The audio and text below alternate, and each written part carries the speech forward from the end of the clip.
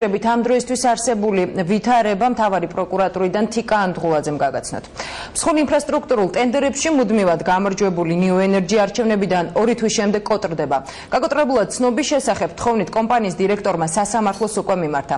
გაკოტრებულად აღიარებას ითხოვს, თუმცა ვანო მერაბიშვილის სახელთან დაკავშირებულ კომპანიას სახელმწიფოს წინაშე მნიშვნელოვანი ვალდებულებები აქვს. კომპანიას ამ ეტაპზე სულ 12 პროექტი აქვს შეჩერებული. როგორ იმარჯვებდა ტენდერებში და გაკოტრების შემთხვევაში რა თანხა შეიძლება იზარალოს სახელმწიფომ. თემაზე სოფო ბერიძე მუშაობდა. 12 შეჩერებული პროექტი და ავანსად აღებული 3 მილიონი ლარი.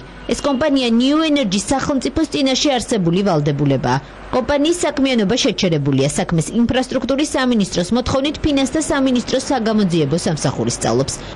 ფინანსურ პოლიციაში არიან დაბარებული სუბალანი და არავინ არ არის. და როდის დაიბარეს? მოდენიმე დღე.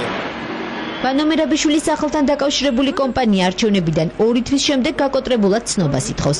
New Energy-ს გაკოტრების საქმის წარმოება სასამართლომ კომპანიის დირექტორის მოთხოვნის საფუძველზე დაიწყო.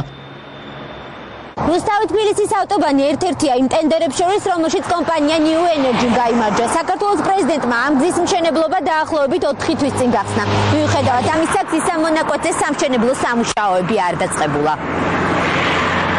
სამუშაოები არ მიმდინარეობს მცხეთა ლარსის მონაკვეთზეც. ინფრასტრუქტურის მინისტრი შეჩერებულ პროექტებს შორის ყველაზე პრობლემურად სწორედ ამ მონაკვეთს ასახელებს. როგორც აღმოჩნდა, ეს კომპანია გადახდის უნაროა, ანუ მას არ შეუძლია აწარმოოს სამუშაოები და აქედან გამომდინარე, ასე ვთქვათ, ჩვენც ვდგევართ ამ პროექტების, ასე ვთქვათ, შეჩერების საფრთხის წინაშე. აქედან გამომდინარე, რადგან საკითხი იყო კომპლექსური და ცდებოდა ჩვენი სამინისტროს შესწავლის მიმართულება, ჩვენ სწორად არსებული მასალები შევაგროვეთ და გადავაგზავნეთ საქართველოს ფინანსთა სამინისტროში. საპარლამენტო არჩევნებამდე New Energy თითქმის ყველა მსხვილი ინფრასტრუქტურული პროექტის ტენდერში იმარჯვებდა, მიუხედავად იმისა, რომ ზოგ შემთხვევაში კონკურენტი კომპანიები შემსყიდველ უწყებას სამუშაოების შესრულების სანაცვლოდ მასზე დაბალ ფასს თავაზობდნენ. თითქმის ყველა კომპანიასთან აქვს ურთიერთობა, ხო მეგზევებ და თუ ერთ კომპანიას ქონდა გარანტიის ან რაღაცის პრობლემა, ხო იმას არ ქონდა არაფრის პრობლემა. ყოველგვარი გარანტიები და ყოველგვარი იმის გარეშე აფინანსებდნენ.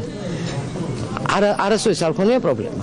მიუხედავად იმისა, რომ პრობლემა ყოველდა მე დიდხანს ქონდა New Energy-თან შეხების წერტილი, დიდხანს აქონდა და ყოველთვის ვიღაცების შარება მჭირდება და თანხა მოამეყო. ეგ ვიცი ნამდვილად.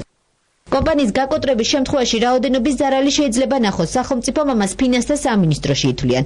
გაკოტრების შემთხვევაშიც კი New Energy არსებული ვალდებულებისგან ვერ გათავისუფლდება. ინფრასტრუქტურის სამინისტროში განმარტავენ, რომ გაკოტრების მმართველმა კომპანიის ყველა კრედიტორი უნდა დააკმაყოფილოს.